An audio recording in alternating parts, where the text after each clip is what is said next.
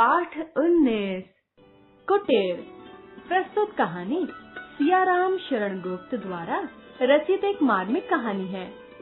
प्रस्तुत कहानी के माध्यम से बताया गया है कि हमें कठिन से कठिन समय में भी अपने नैतिक मूल्यों की रक्षा करनी चाहिए। गोकुल को पैसों की बहुत जरूरत होने पर भी वह ईमानदारी का मार्ग नहीं छोड़ता। यही इस कहानी की प्रेरणा है।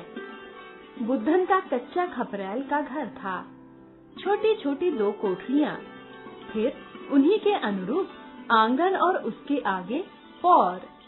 पुराना छप्पर नीचे झुककर घर के भीतर आश्रय लेने की बात सोच रहा था। जीर्ण शीर्ण दीवारें, रोशनदान न होने की साध दरारों की दलक से पूरी किया चाहती थी। उस घर में और कुछ हो या ना हो, आंगन के बीच चातक पुत्र के विश्राम करने योग्य नीम का एक वृक्ष था। तीसरी उड़ान की थकान मिटाने के लिए वह उसी पर उतरा। नीचे वृक्ष की छाया में बुद्धन लेटा हुआ था। अवस्था उसकी 50 के ऊपर थी। फिर भी अभी कुछ दिन पहले तक उसके पैरों में जीवन यात्रा की इतनी ही मंजिल तय करने योग्य शक्ति और मालूम होती थी। एक दिन एकाएक पक्षाघात ने उसे अचल कर दिया। जीवन और मृत्यु ने आपस में सुलह करके मानो आधे आधे शरीर का बंटवारा कर लिया। स्त्री पहले ही गत हो चुकी थी। घर में 15-16 वर्ष का एकमात्र पुत्र गोकुल ही अवशिष्ट था। उसी के सहारे उसके दिन पूरे हो रहे थे। गोकुल एक जगह काम पर जाता था। काम करके प्रतिदिन संध्या समय तक लौट आता था। आज अभी तक नहीं आया था, इसीलिए बुद्धन उसके लिए छटपटा रहा था। ऊपर आकाश में तारे छिटक आए थे।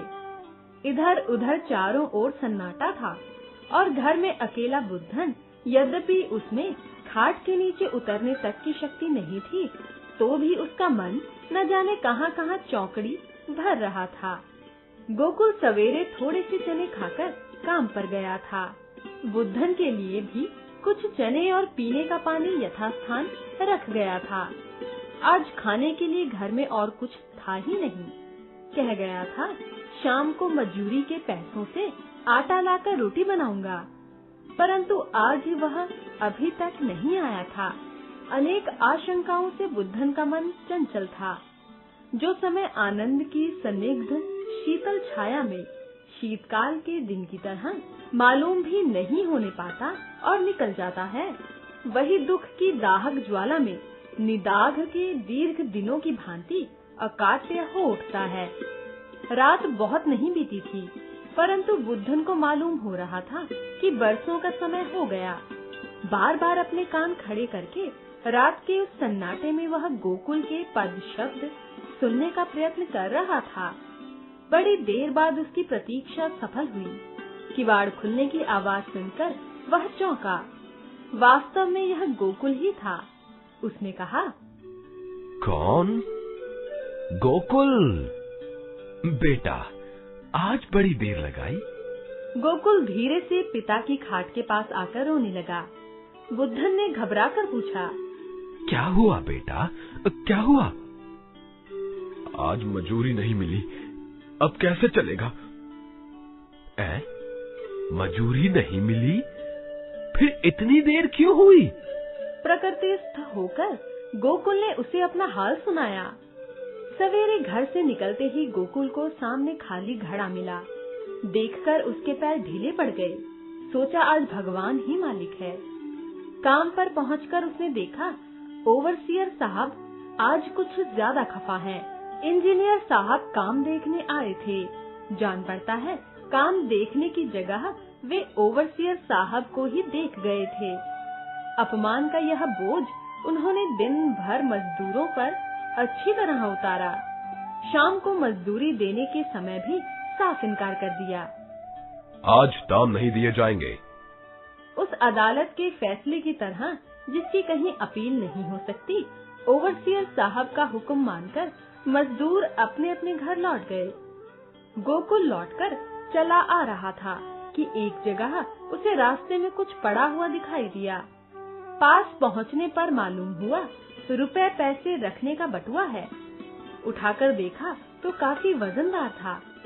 वह सोच में पड़ गया, इसे खोलकर देखना चाहिए या नहीं। न देखने का निश्चय ही उसे दृढ़ करना पड़ा। कौतूहल निवृत्ति करने के लिए उसने उसे टटोला। टटोलने पर मालूम हुआ कि रुपए हैं और बहुत कम भी नहीं। थोड़ी देर तक वहीं खड़ा खड़ा सोचता रहा, इसका क्या करूं? उसके पिता ने उसे अब तक जो कुछ सिखाया था, उसने उसे इस बात के सोचने का अवसर ही नहीं दिया कि बटुआ अपने पास रख ले। वह यही सोच रहा था कि यह बटुआ किसका है। जब उसे मालूम होगा कि उसका बटुआ खो गया है, तब उसकी क्या दशा होगी? रुपए पैसे का क्या मूल्य है, यह बात वह कुछ दिनों में ही अच्छी तरह जान गया था।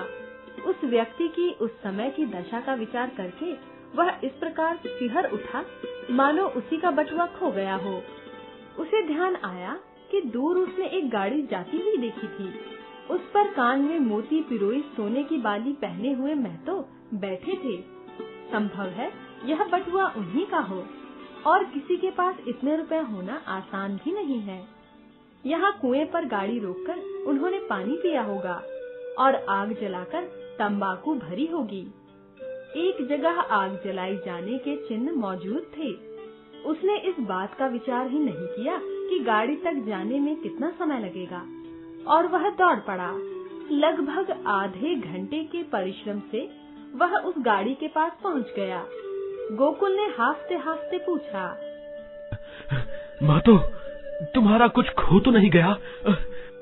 महतो ने चौंक कर गाड़ी में इधर उधर देखा, साथ ही जेब पर हाथ रखा तो पाषाण की तरह निष्पंद हो गया। गोकुल से महतो की वह अवस्था देखी न गई। बटुआ दिखाकर उसने झट से प्रश्न कर दिया, यह तुम्हारा है? एक क्षण में ही जीवन और मृत्यु का द्वंद्व सा हो गया, मानो बिजली के खटके ने प्रकाश बुझाकर फिर से उद्विग्न कर दिया हो। महतो ने कहा, भगवान तुझे सुखी रखे भैया, इसे कहाँ पाया? रास्ते में पड़ा था। इसमें कितने रुपए हैं? महतो ने हिसाब लगाकर बताया, 42 रुपए, एक अठन्नी, एक घिसी हुई बेकाम दुअन्नी, 10 या 12 आने पैसे, एक कागज, एक चांदी का छल्ला। गोकुल ने बटुआ खोलकर रुपए गिने, सब ठीक निकले।